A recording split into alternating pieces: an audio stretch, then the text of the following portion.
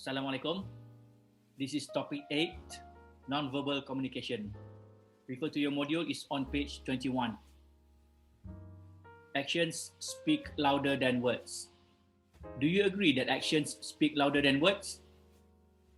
Perbuatan tu lebih kuat daripada perkataan. According to the Cambridge Advanced Learners Dictionary and Thesaurus, actions speak louder than words means what you do is more important than what you say, because the things you do show your true intentions and feelings. Apa yang awak buat tu lebih penting daripada apa yang awak cakap. It is a very old proverb and is found in many languages and in various forms. Let's look at this video together. Meaning of the English idiom, actions speak louder than words. Actions speak louder than words means that a person's intention or character can be better judged by what they do than what they say. In other words, what one does is more important than what they say. And it is better to do things than to talk about things. Examples of use. The president made a lot of promises today, but actions speak louder than words. I'm sorry, said Julia, I will never lie to you again. Actions speak louder than words, answered Christine. Origin of idiom. This idiom, which is often considered a cliché, is an ancient proverb in many languages, including ancient Greek. The word speak in this idiom does not actually refer to the spoken word, but to demonstrating or showing. In English, it was found as early as 1692 in various forms such as actions are more sufficient than words, and in 1736 in colonial currency by A.M. Davis.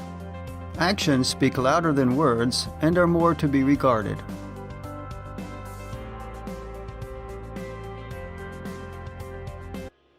So there you go, a video regarding actions speak louder than words, idiom, meaning, and sentences. Non-verbal communication. When we talk about communication, we often mean what we say. Apa kita cakap tu, itu komunikasi. However, communication is more than the explicit meaning of words and the information or message that we convey.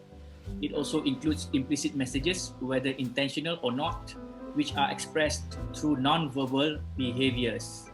Macam bila kita bercakap, kalau budak kecil dia bercakap, oh betul lah saya tak buat tu, tapi dia pegang hidung, dia tutup mulut, itu tandanya apa? Ada benda dia nak sorokkan. Dia cakap, kalau macam contohnya kita cakap benda tu, oh ya betul-betul saya bercakap tu betul, tapi cover mulut kita, tangan kita dekat belakang, itu semua tu non-verbal. Tengok ni, non-verbal communication includes facial expressions, the tone and pitch of the voice, gestures such as body language, hand movements, and eye contact. These non-verbal signals can give clues and additional information and meaning to spoken verbal communication. Watch the video below on non-verbal communication and how many cues of non-verbal you have used in a day. Tengok ni, happiness, sadness, anger, fear. Non-verbal communication YouTube video. Not all communication is done with words. Dogs wag their tail to show when they're happy. Cats put back their ears when they're not. People look at you to show they are listening and smile when they like you. You can tell if someone is shy, excited, or blue long before you talk to them. Why do you wave to people you know? What does putting up your hand mean in class? We use nonverbal communication every day in every conversation. We even use it when we are on the phone. Many children with special needs have trouble making eye contact, so they miss a lot of the nonverbal cues. It's like flight deck personnel on an aircraft carrier. Without words, they direct jets worth millions of dollars just with the movement and position of their arms. How many everyday cues can you think of that don't use your voice?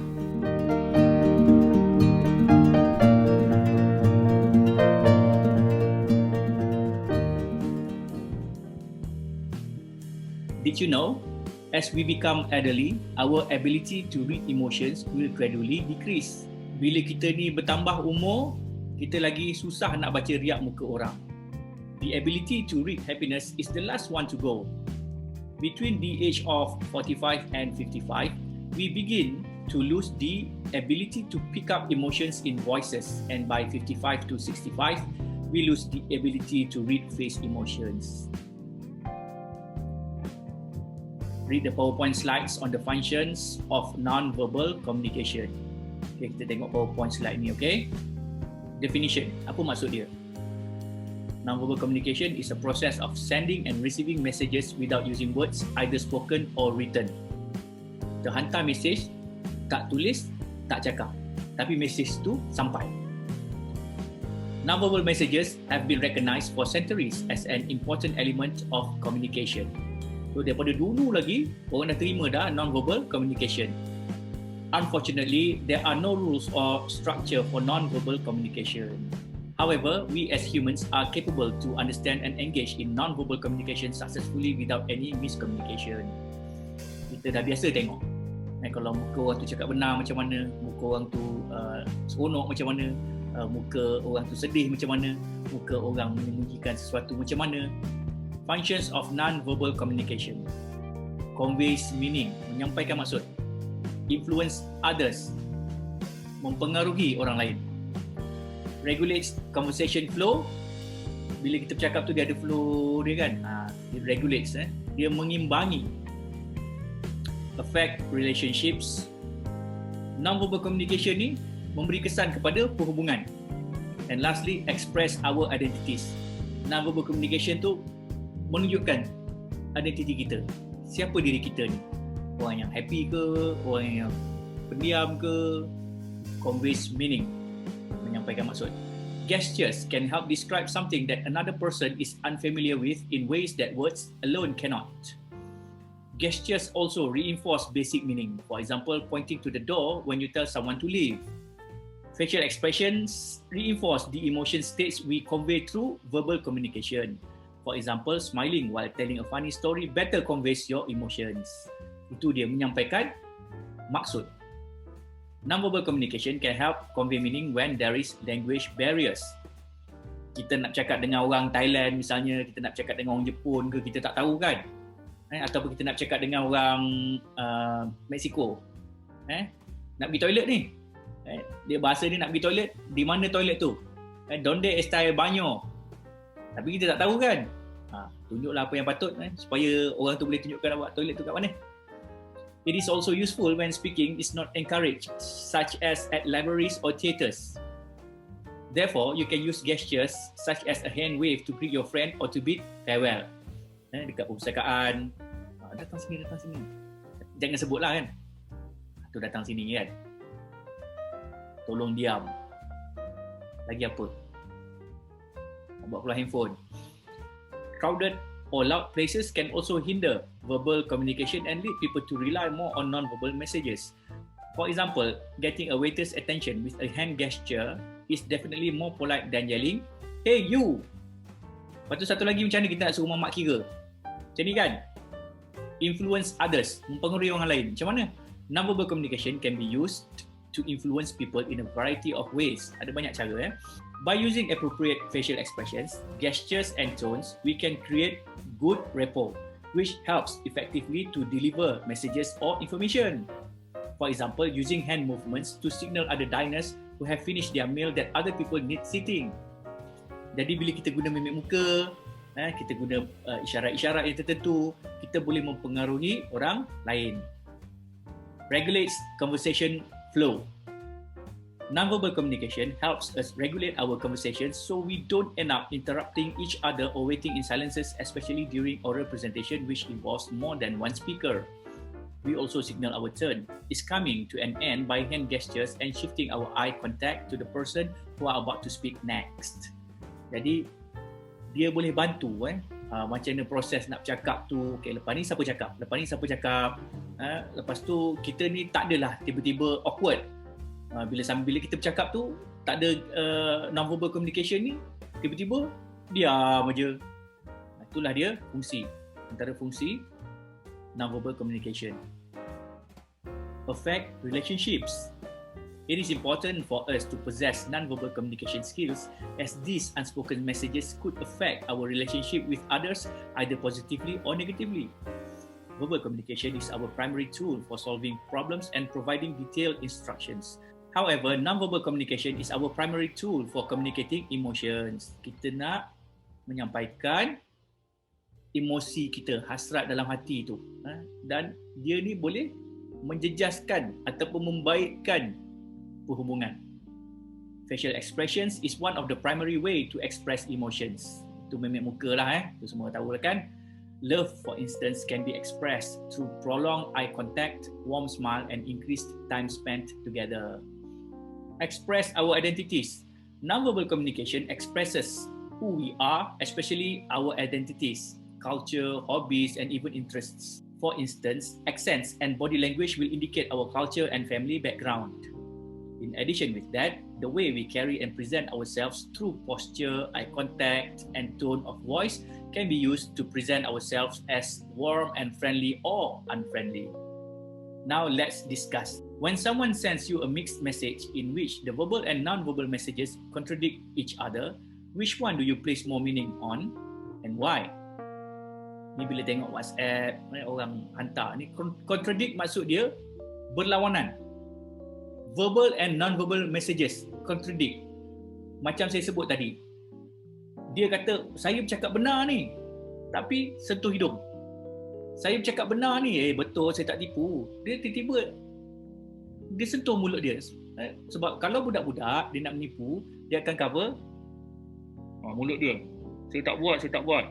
Tapi kalau orang dewasa, bila dia menipu ataupun dia ada sesuatu nak sembunyikan, dia akan sentuh hidung tanpa dia sedari. Bila tangkap gambar, oh saya suka awak. Bila tangkap gambar, kepala dia jauh pada kita. Nampak teling tu. Itu dia tak suka kita ataupun kita bersangka baiklah kan. Tapi kalau macam orang tangkap gambar dengan kita, dia kepala dia dekat dengan kita. Dia suka kita. And some of the things that I showed you in class, personal space, contohnya macam bila orang tu bercakap, ujung kaki dia tu menunjuk kepada kita. Itu dia suka kita. Macam itulah. There are a lot of books, a lot of YouTube videos regarding non-verbal communication cues. You can go and read them yourselves, and you can watch those videos. Types of non-verbal communication. Ada banyak ni, ada banyak jenis. Non-verbal communication ni ada banyak jenis. Look at the first picture. It's what you don't say that counts. Okay, kita tengok gambar orang dalam ni. Tengok ni, bila dia berdiri kan, lying ke, menipu ke, not open to communicating, dia tak bersedia nak bercakap. Yang ni menacing, hiding something, but what, dia ada sembunyikan sesuatu. This one, hostile attitude, insecure, aggressive, closed mind. Bila kita macam ni kan, kita berpeluk tubuh ni, apa mesej yang kita sampaikan, kecuali tempat tu sejuk. Kalau macam ni memang sejuk, itu memang orang tu kesejukan. So knowing non-verbal communication is very useful to everybody, especially for those who are selling things. Kalau awak nak menjual, awak tengok. Kalau orang tu taruh tangan dalam poket, kalau orang tu cakap tidak, kalau orang tu dia berpeluk tubuh tu, orang tu tak bersedia nak beli. Tapi dia ada cara kita nak buka, nak supaya dia beli. Kita tanya dia, kita mesti minta dia setuju dengan kita. Oh, nari hujan ya? Dia kata ya. Bila dia sebut ya je, 50% dah nak beli. Interested, defensive. This one, impatient to leave, thinks you are stupid. Inilah dia, what you don't say that counts. Look at the second picture. Common non-verbal mistakes made during job interviews. Awak lepas ni kan nak minta kerja kan? Tengok 10% of people are doing this. Too many hand gestures. Bila bercakap tu, tangan tu kelang kabut sangat. Jangan. Fidgeting too much. Fidgeting tu maknanya dia macam duduk tu tak diam. Not smiling. Very huge mistake. Not smiling. Not making eye contact. Bila awak buat video presentation tu, kena tengok dekat kamera tu. Itulah eye contact. Not knowing about the company, 50%. Memang tak tahu pasal company tu. Pergi minta kerja, tak tahu company ni buat apa. Playing with hair too much, ni kalau yang perempuan lah kan, bulung-bulung rambut lah apa semua, tak boleh lah tu. Crossing arms over chest, and lastly, weak handshake. Cara salam pun penting tau.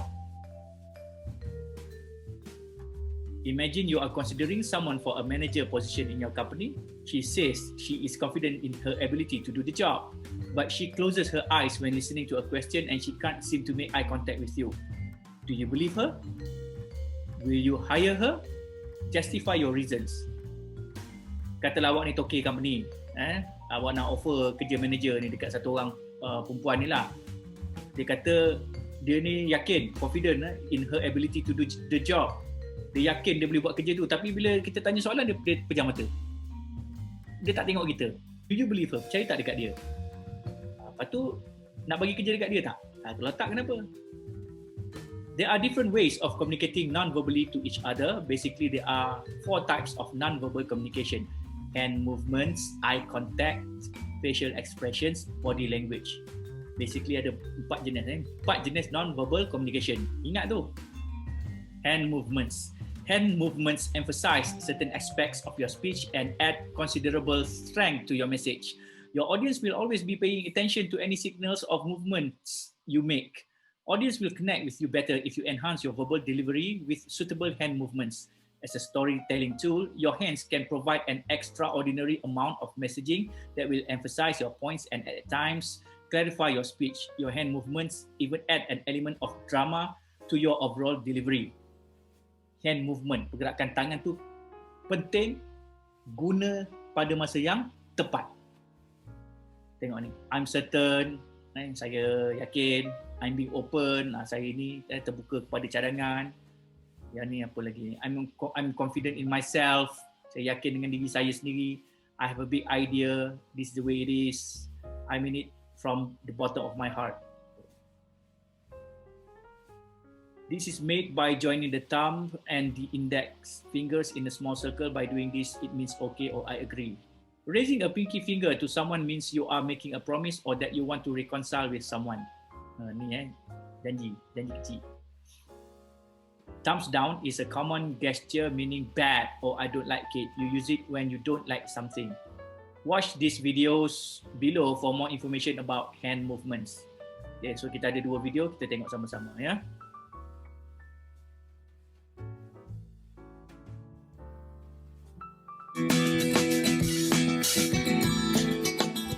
Thanks for watching AM Northwest. Well, do you talk with your hands? Our next guest says if you want to be a good communicator, you really should. Here to explain, we welcome back the author of Human Lie Detection and Body Language 101, Vanessa Van Edwards. Good to have you back Happy again. to be here. This is really interesting because when you think of hand gestures, you usually think of the things that people flash when they're mad at you.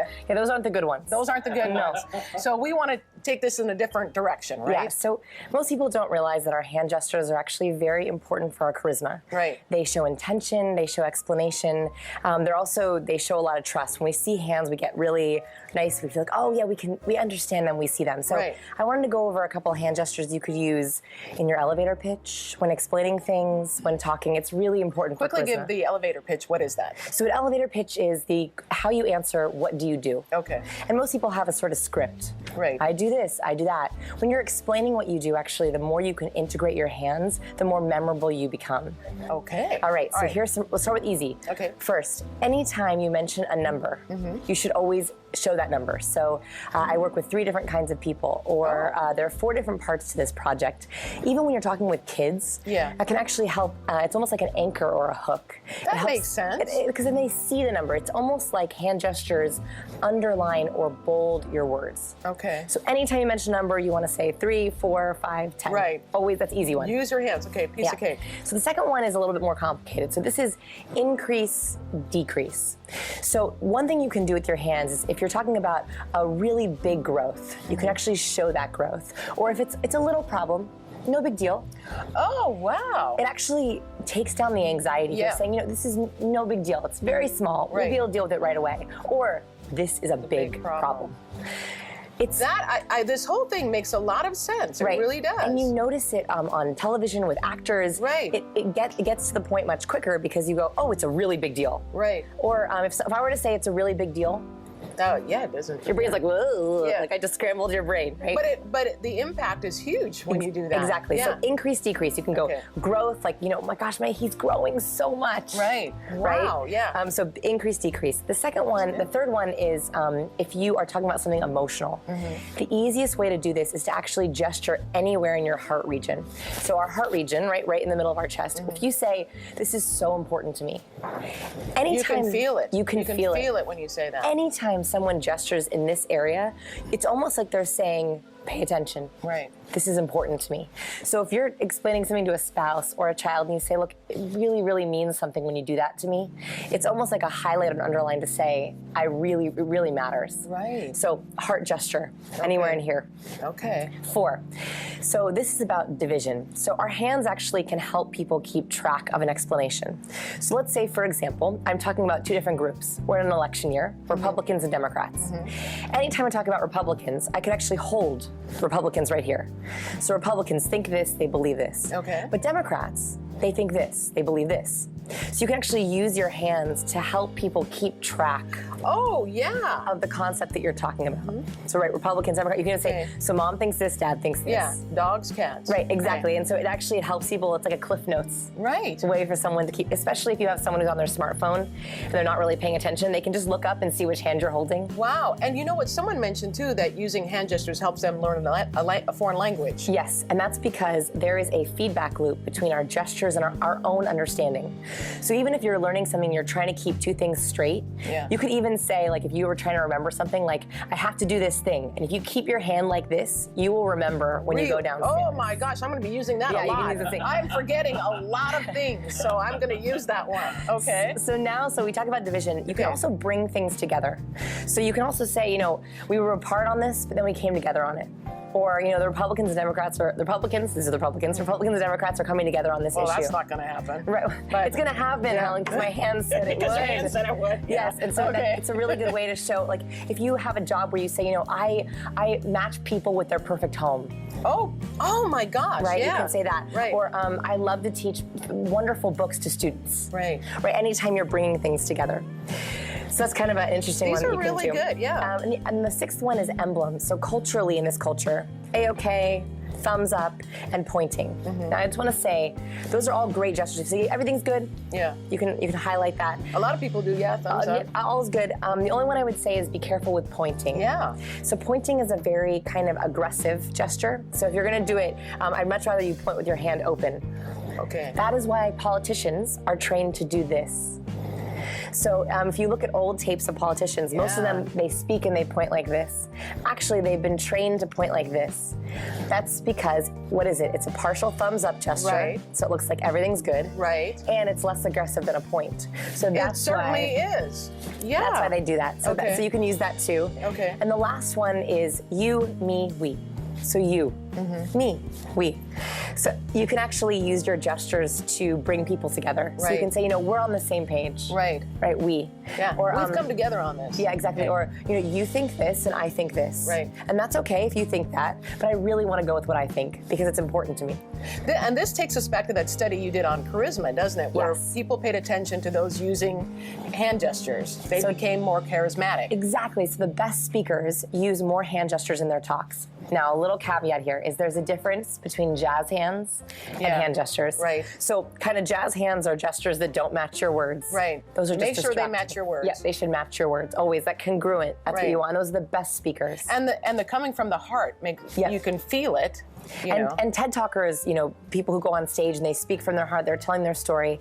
They'll often get on stage and say, today I want to share a story with you. Oh, wow, see, now I'm listening. Right. Because now I feel like it's going to be a powerful, heartfelt story. Right, and we're all going to come together. Right. You'll see the speakers will use this gesture because they're trying to include the audience in their talk. It's a beautiful way, I think, to give more depth to what you're saying, to explain so much more beyond, 3 words of, us. Right. You can say so much more more with your hands when you add them. Vanessa, from the bottom of my heart, that was fantastic. Yes. It really was.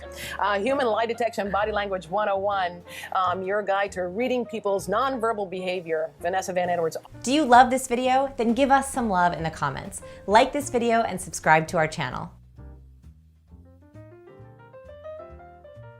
Okay, let's watch the second video. What do we do with our hands? You know, I'm convinced that there are only 2 times in life we ask that question, what do I do with my hands? One is giving speeches and the other is when we're on first dates. Otherwise, we usually know what to do with them. I think gesturing is wonderful, and I'm going to give you some guidance and advice on gesturing in just a moment. But what do we do when our hands aren't gesturing? One thing is to keep them down by our side. This is incredibly awkward to just leave your hands down by your side. But does it look awkward? No. It feels awkward. Another nice resting place is just right up here. Okay, the trick here, though, is if you keep your hands, you wanted it around your navel, your tummy button level, belly button level, not high. Look what happens to my shoulders and my entire demeanor if my hands are here versus here. Do you see the difference? It's a matter of inches, yet it looks more comfortable. Okay, so we want to make sure that our hands are in a natural position. We don't clench them, because that makes us look tight. It tenses everything. We just rest. You can steeple. There's no right way to do this, but we just gently relax our hands, and then we gesture. When we gesture, we reach out to our audience. It's about you. I reach out. Many people, when they gesture in tight. It's protective. Speaking is a threat, so I want my hands up. It's like a boxer. Okay? But this makes me look tight. I coached one client who gestured all like this the whole time. I ended up calling him a T-Rex, a dinosaur, because it looked like that the way he was gesturing. You want to reach out. Elbow away from the body. Just reach out. Sometimes I tell my clients and students, pretend there's a golf ball or a ping pong ball underneath your armpit. It's not big, just a little bit. It gets your hands out. So I want to gesture away from myself. It's inviting. It incorporates the audience. It's not tight and in close. When we gesture, try to gesture so your hands are above your waist. Evolution has designed us, I believe, to pay attention to the sound people make. So we look at their faces. That's why we pay attention to people's faces when they speak. And it's also designed us to look for movement. So if I'm speaking to you and I'm gesturing down low, and you're looking at my face, you see these. Something's distracting because it's just out of your peripheral vision, so you look down, and then you look up, and then you look down. And at a subconscious level, this is annoying, right? It's distracting. You might not consciously say, oh, his hands are gesturing too low, but it's distracting. So when I gesture at my waist level or above, you can see my hands and my face in the same line of sight, and it's comforting. It's comforting. So we want to gesture up. Okay? So we want our gestures out and up. How many of you know the rules for basketball? How long can you be in the key, the basketball key, without getting a penalty? 3 seconds. Everybody's going like this. Great. 3 seconds. That's right. Your chest area, treat as a basketball key. You can gesture in here, that's great. But if you stay in here too long, it makes you look nervous and tight. If all I did was gesture in here. So I can say, hey, this is important for you and for me. And then I'm out. Now, I don't mean literally in your head go 1, 1,000, 2, 1,000, 3, 1,000. It's just to give you an analogy. It's an idea that we want to gesture here and then get out. That's the idea. Okay? Let's talk about eye contact. Eyes play an important role in nonverbal communication, and such things as looking, staring, and blinking are important nonverbal behaviors. Eyes are frequently referred to as the windows to the soul, since they are capable of revealing a great deal about what a person is feeling or thinking. Mata kita tu. People also utilize eye contact as a means to determine if someone is being honest. Normal, steady eye contact is often taken as a sign that a person is telling the truth and is trustworthy. Inability to maintain eye contact frequently seen as an indicator that someone is lying. Pandangan mata tu. There are 2 videos regarding eye contact. Let's watch them together. It's without a doubt that eye contact is the most important body language aspect that you need to improve on. Cereal boxes with mascots making eye contact with consumers are purchased significantly more than those that do not. 80% of all patient complaints in hospitals mention a lack of eye contact between the doctor and the patient. Scientists even suggest that the reason why we're the only primates in the world with white in our eyes is due to the fact that our eyes are meant to be seen. Eye contact is just that important.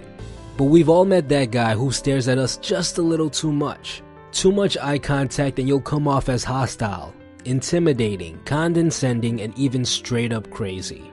It can easily make others feel uncomfortable and make you come off as quote-unquote too intense. On the other side of the spectrum, there's that guy who barely looks at you when he talks. Too little eye contact and you'll appear nervous, insincere, and disinterested. Lack of eye contact will also make it very hard for you to build friendships and even harder for you to find romance. But if you can get it just right, you'll unlock a whole plethora of benefits. People with good eye contact come off as significantly more confident and charismatic. Studies have shown that those who maintain a good amount of eye contact are more memorable, are perceived as more popular, and are more attractive to members of the opposite sex. But what exactly is good eye contact? Generally, the rule to go by is the 80-20 rule. You want to be holding eye contact for 80% of the time, and you want to be glancing elsewhere for 20% of the time. Other key points to keep in mind. Number 1, you want to focus on only one eye. It doesn't matter whether it's the right one or the left one. Hold eye contact with just that eye. Number 2, you don't want to just look. You also want to incorporate facial movements depending on the social situation. So let's say somebody's telling you something, very serious, very personal. You don't just want to look at them. You want to also incorporate some facial movements like furrowing your eyebrows or looking concerned. Because what this does is it makes the speaker feel like you're listening to them even more. Number 3, in general, when you're speaking, you want to be holding eye contact longer than when you're listening. Number 4, if you're speaking in front of a group, you want to hold eye contact with every single member of the group while speaking for a couple of seconds so that everyone feels like they're included in the conversation. Of course, all of this stuff is easier said than done. The majority of us fall on the side of the spectrum with too little eye contact. If you have trouble maintaining eye contact in public, it may feel uncomfortable to adjust the amount of time you want to be holding eye contact for. But if you really want to reap all the benefits, then you're going to have to be willing to make the change. The easiest way to improve on this body language aspect is to play a little game with yourself. A little game called the staring contest game. Rules are very simple. When you're walking down the street, try to hold eye contact with everyone that passes by. The aim of the game is to resist being the first one to look away. It's very simple. It's kind of tough at first, but after a couple of days of playing this game, you'll see a massive improvement in your eye contact skills. And when you improve your eye contact skills, you'll notice an immediate positive effect throughout all of your social interactions. This episode was brought to you with the help of the guys at Audible.com. You guys all know how much I believe in reading on a daily basis, but some of us don't have the time to sit down and read a physical book. I get it. But Audible provides you with over 180,000 books to listen to, whether it be on the go, while you're doing your chores, or during your workout.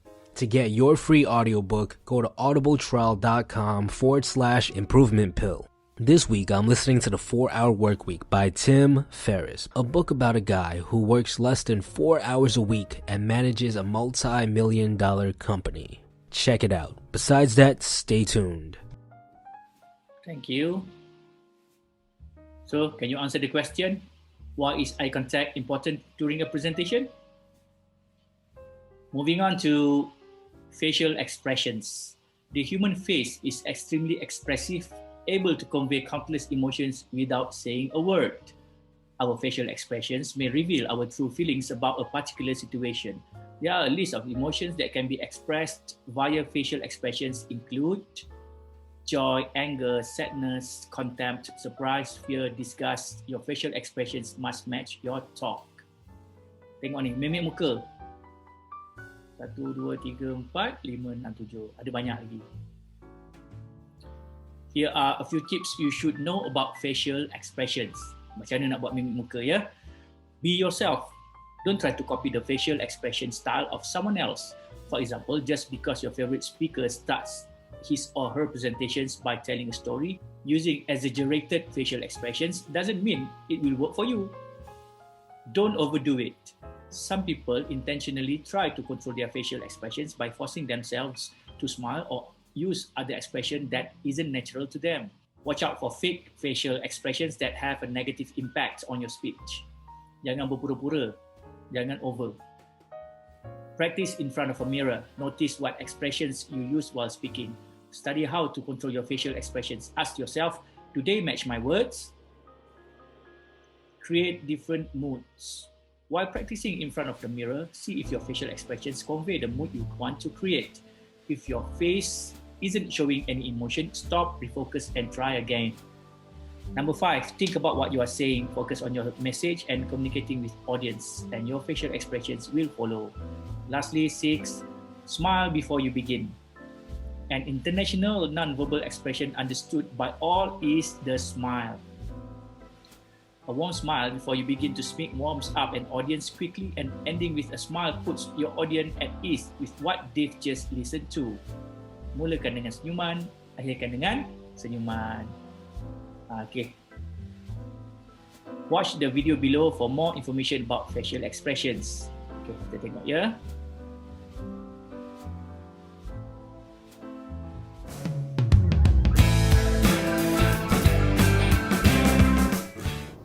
If a picture is 1,000 words, then a facial image should be a couple hundred. On this channel, iTalkDEO, we're going to be talking about facial expressions and how to incorporate them into your message. Stay tuned, that's coming up next.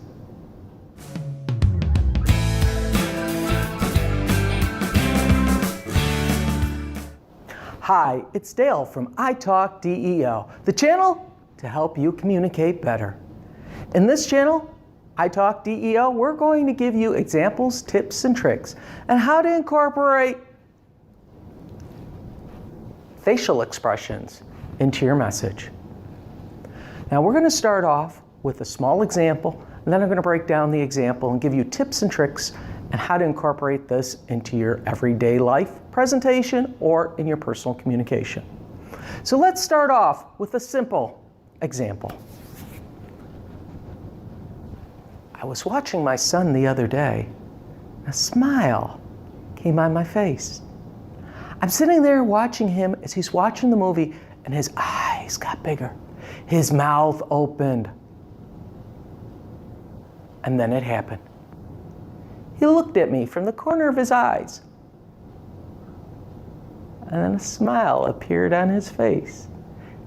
And the next thing I hear is, "What?" And I looked at him and went, "Nothing, go back to watching your movie." And he did what only a child would do. He shook his head and went, "Whatever." My older son is sitting there guarding the popcorn bucket. I look at him, gives me that look of, "Stay away from my popcorn." I reach over, I give him that frowny look back. I grab a handful and I smile. I bring it up, I flash on the screen, and the next thing you know, we're all watching the movie. Now let's break down this example. This example, when I was talking about happy, I smiled. When I was looking about bewilderment, the eyes and the mouth opened. Curiosity was the eyes in the corner of my eye pupils in the corner of my eyes. My eyes are in the corner of my eyes. And then we have the look of disapproval. Now these are common images that we have and facial expressions that we use every day. Now there's two reasons why we use facial expressions, especially in storytelling, and why we need to use them in communication. First, it enhances the message. We have to realize that when we're talking, in many cases in a presentation, we may be using dialogue. Go back to my original opening.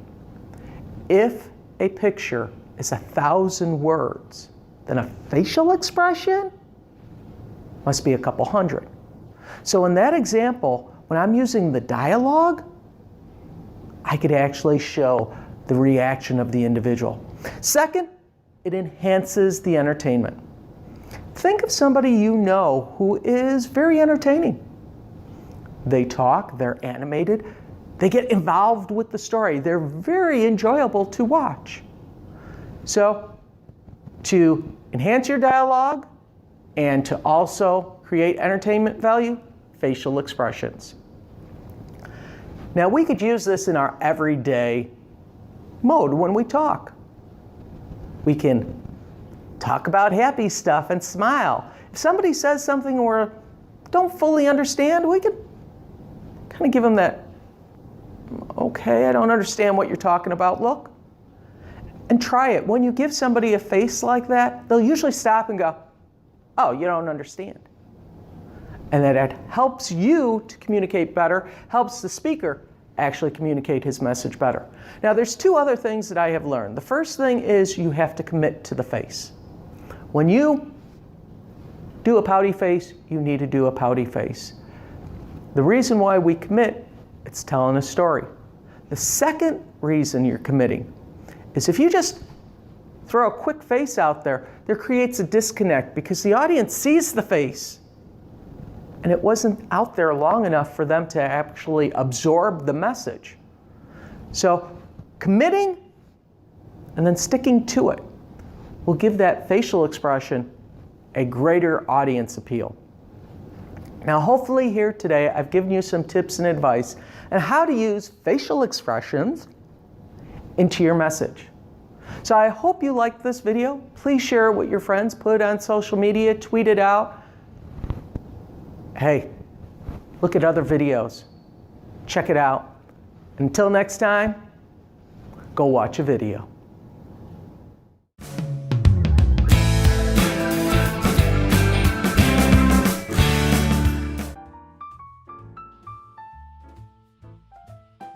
Thank you. Body language. The term body language refers to the gestures a person's face or body gives as an aid to communication. Kita dah sampai sini ya, body language. These clues can be intentional or unintentional and positive or negative.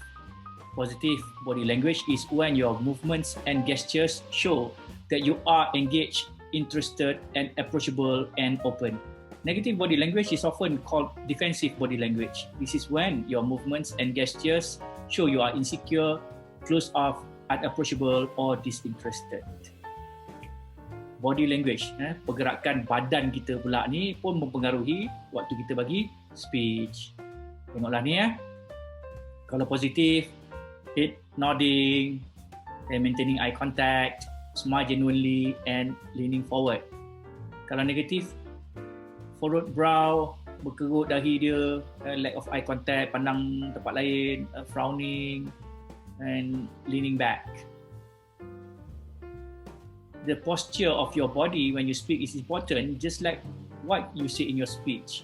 You want your listeners to see how comfortable and motivated you are to give your speech. Sitting up straight, for example, may indicate that a person is focused and paying attention to what's going on. Sitting with the body hunched forward, on the other hand, can imply that the person is bored or indifferent. Body language. Closed posture can indicate hostility, unfriendliness, and anxiety. Open posture may indicate friendliness, openness, and willingness. Okay, pelajar. Body language ni satu skill. Saya nak awak belajar bagaimana nak menggunakan body language ni, how to use body language for your advantage. Gunakan body language yang betul. Gunakan body language yang tepat. Ada 2 video berkenaan body language ni, jom kita tengok.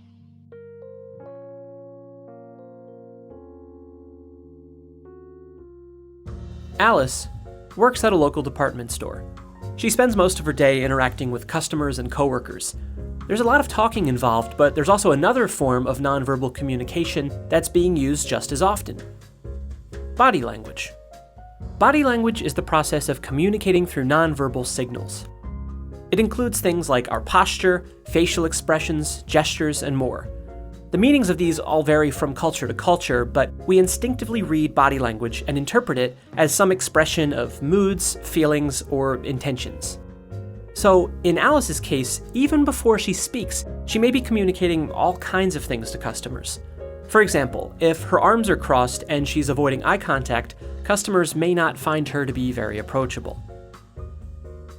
However, Alice could be in a friendly mood, even though her body language suggests otherwise. And this isn't necessarily a conscious choice that she's made. This could just be how she habitually presents herself. But if Alice is aware of these habits, she can work on improving her body language. Changing your habits can be difficult, but if you take time to pause and check in with yourself, you can start to notice them and adjust things to become a better nonverbal communicator. This awareness can also be applied to reading others' body language. Let's say Alice notices that her coworker is unusually quiet, has his body turned away from her, and is slouched over. She may pick up that he's upset, or that there's an unspoken issue at hand. Depending on Alice's relationship with him, she may want to give him some space, or ask if anything's wrong. Being aware of the various aspects of body language can make all the difference in how people perceive you and how you perceive them. Be aware of how you present yourself, and you can say a lot without speaking. GCF Global, creating opportunities for a better life. That's the end of the first video. Let's look at another one. My dad came up to me and said, son, it's okay. You flunked your exams. You already got arrested. One of the most important things that you need to realize is when you get nervous, you try to cover your vital organs. And that's why you would see a lot of speakers sometimes fold their hands, bring their hands in front of them, and that's a sign of nervousness. Great speakers keep their body open, so there is no barrier between you and me. Raise your hand if you have an emotional mother. Let me see. Put them all together, you get mama. And something that when you're starting out, you got to be very conscious about is keep your body open. Here's tip number 2. Have your palms open. Do this exercise with me. Take a look at your palms. Turn them around. Take a look at the inside of your palms again. What side relaxes your eye? If you really concentrate, when you look at the inside of your palm, your eye relaxes. And a lot of great speakers, they open their palms towards the audience, showing a more openness. And that allows the audience to connect with the speaker better, as opposed to showing the back of your hand. Ladies and gentlemen, today I'm a dreamer, I'm a speaker, and I learned the unfailing quality of unconditional love from my wife. Number 3, get comfortable with the stage. When you're comfortable on the stage that you're speaking on, your body is free to move about, use body language. But if you're not comfortable with that stage, and if you feel foreign on that stage, what happens is your body language starts to constrict and you start to cover your body up. And when a son sees a mother cry tears of shame, that's a life-changing moment. She looked at me and said, son, I want you to be a better man. Whatever you do, don't touch the podium. As soon as you do that, you're going to be leaning on it, you're going to be shaking that podium, and you will be doing all sorts of things on the podium. So what you do is you keep a comfortable distance between you and the podium. You can keep your notes on it, but you can use your hands to gesture. Don't rest your hands on the podium. So keep a distance, and you can gesture, use body language as you want from a little distance from the podium. Okay, thank you. Saya rasa lepas kursus ni, awak akan jadi seorang presenter yang terbaik lah dekat KB Setapak ni. Now that you know about these examples, you can be on the lookout for people using body language in your everyday interactions. Ask your friends to share which positive and negative displays of body language you use most often. Now, did you know that there is no such thing as a neutral face? Because a neutral face is usually interpreted negatively. Muka sadin kot ni. About 1/3 of people have an off-putting resting face and they don't realize it. Their faces, when they are thinking about nothing in particular and feeling no emotion, are actually communicating something negative. Yang tu kita kena jaga-jaga. Okay, kita dah habis bahagian yang ni. kita tengok non-verbal communication during oral presentation. Dalam modul di dalam muka surat 23, tajuk dia 8.1 How to communicate non-verbally during oral presentations. So this is on page 23 in your module. Okay, just a little bit more. Now I want to teach you how to communicate non-verbally during oral presentation. Berdasarkan video yang awak dah tengok sebelum ni, ini adalah sebagai nota. Kita bincang macam mana kita akhirnya menggunakan teknik-teknik non-verbal communication dalam presentation yang awak akan hantar pada saya. Use the following checklist to make your presentations a success. Facial expressions, mimik muka tu buat betul-betul. One of the key elements of non-verbal communication is your facial expressions. Here are a few points to keep in mind when presenting. Smile often as this indicates openness, warmth and friendliness. Senyum selalu. Jangan terlebih pula. Relax your face. Let your face add variety and punctuation to the message and not for emphasis or to show agreement or a positive attitude. Ada mengangguk-mengangguk gitulah. Movements and gestures. Nonverbal communication is made up primarily of movements and gestures. Identify the right combination of the two to boost your message.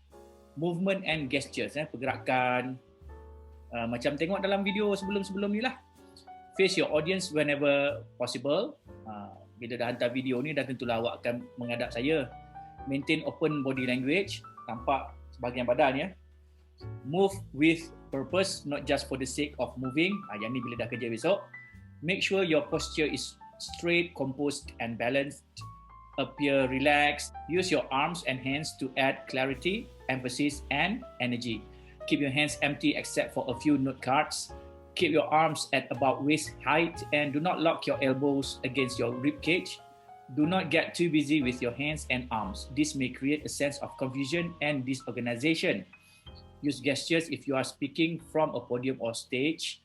When directly speaking to someone in the audience, lean slightly forward to him or her or tilt your head slightly towards their direction to convey interests.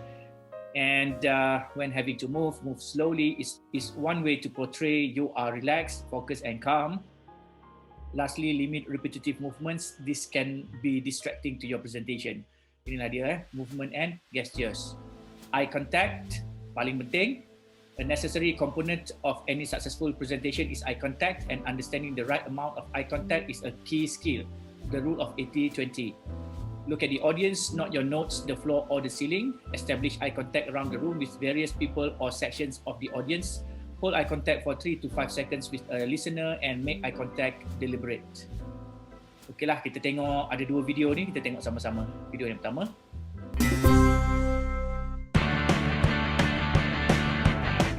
So how do you use body language when giving a speech? Well, for starters, you don't do this. This looks like I have to go to the bathroom. You don't want to be standing like this. Another bad thing people do, they put their hands behind them like this. That looks like I'm being handcuffed and taken away to prison. The thing to do with your body when you're giving a presentation is what you do all day long when you're speaking and you're relaxed and comfortable. If you're at the water cooler and you're talking about a football or hockey game last night, you're typically going to say, "Did you see that last goal?" You're not going to be, "Did you see that last goal?" That's not how people talk. So it's a myth out there that you need to somehow learn new body language when giving a speech. That's not it. The main thing is you just need to move the way you normally move when you're talking to people and not be frozen or stiff.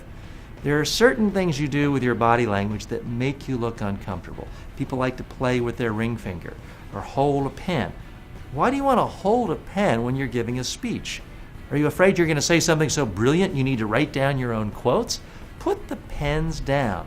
Free up your hands. Don't hold pens, notepads, papers. Have your hands free. Now, the ultimate in body language when you're giving a presentation, a surefire way to make people think you're comfortable, confident, relaxed, move a little. Walk some.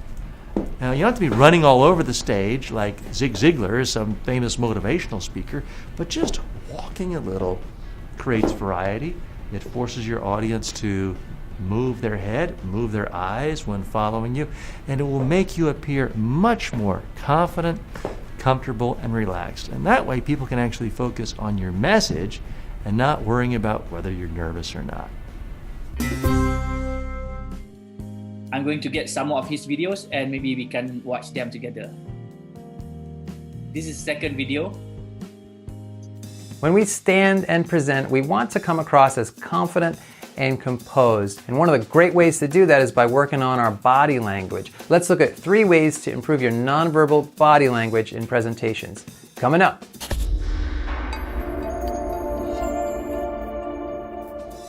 Hello again, friends. If you've never seen one of my videos, I'm Alex Lyon, and this channel, Communication Coach, is here to help you increase your impact so you can lead your teams to higher levels of excellence. And I believe that presentation skills are really an important part of leadership. You're going to be standing and presenting quite frequently if you're in any kind of leadership position. So we want to get just a little bit better at this. Let's look at 3 ways you can improve your nonverbal body language so that people can hear your message in a much more confident and composed way. And these tips, by the way, go together. So each of the 3 tips have a couple of pieces, as you'll see. So the first tip is eye contact and smile.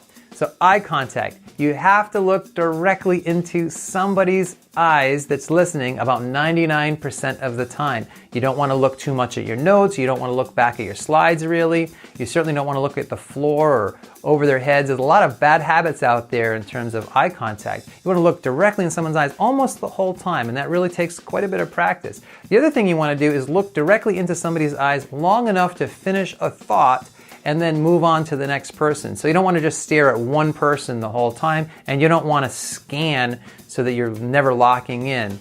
A communication coach actually once told me, 1 thought, 1 look. So long enough to finish about a sentence, feel that connection, and then you move on to the next person.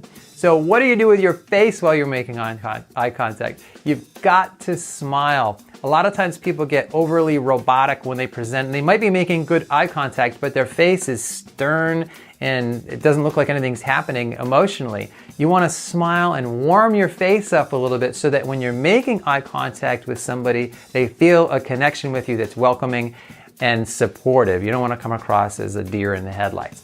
Tip number 2, posture and gestures, and these things go together. So in terms of what not to do for posture, you don't want to shuffle your feet back and forth. You don't want to sway your hips. You don't want to cross and uncross your legs repetitively. You don't want to pace around like a wild person. By the way, if you want to walk in a presentation, it's okay to walk a little bit, but make sure when you walk, you stop and you say a little bit before you walk again. So walk with a purpose, stop, share your message, and then maybe a minute or so later, walk again. Don't pace. So once you have these don'ts out of the way, what should you do? You want to stand with your feet about shoulder width apart. This is how you would stand if you weren't self-conscious about how you're standing. We get self-conscious when we present, but really all you have to do is stand like a normal person. Then you want to put just a tiny bit of weight on the front of your foot and a little tiny bit lighter on your heels, and your whole foot is still touching, but you have a little bit more of a ready, responsive position. You also want to soften your knees a little bit. You don't want to have locked knees. Bad things happen when you lock your knees. I'm not sure of the physiology of it, but when people lock their knees, they oftentimes pass out when they're nervous, and you don't want to do that in the middle of your presentation. So soften those knees. Now you've got your posture, let's add some gestures to it. You don't want to put your hands in your pockets. You don't want to put your hands behind your back. You don't want to grab onto different parts of your body for security. All that looks very distracting. So here's what you should do. You should loosely clasp your hands at about belt level, and then you should just gesture naturally from there. You don't want to interlock your fingers, and you don't want to wring your hands because then you'll get too locked in and it's hard to let go. But if you practice at home just loosely clasping your hands like this, then just start to gesture naturally from here. And that's the way to do it. Small little gestures just like this. You can do this all day long, and it's just going to add a nice emphasis to your words, and it's not going to be distracting whatsoever. Tip number 3, you want to pause, and when you pause after a key idea, add a little tiny bit of a nod. I've seen some really convincing and persuasive speakers do this, and what you'll notice if you pause after a key idea and nod, that pause is really persuasive, but the nodding is contagious. You'll see that people listening to you actually start to nod a little bit with you, and that's one of the ways that you know you have them. It's a very subtle but powerful nonverbal body language tip. So those are my 3 tips for improving your nonverbal body language when you're presenting, but I'd like to hear your tips. Question of the day: how do you recommend that we improve our body language while we're presenting? Please put the comments below in that section. I look forward to reading those. So thanks, God bless. I'll see you in the next video. Thank you very much. Did you know, according to several studies in New York, both children and adults learn better from teachers who use gestures? These studies are specifically for math and foreign language learning, where it's easy to use simple gestures to help people remember unfamiliar words and concepts. So, this is it guys, how to communicate non-verbally during oral presentation. There are only 3 pages in our module. Modul kita 3 muka surat je, tapi video ni panjang lah, kena tengok sampai habis ya. Have a nice day. Bye-bye.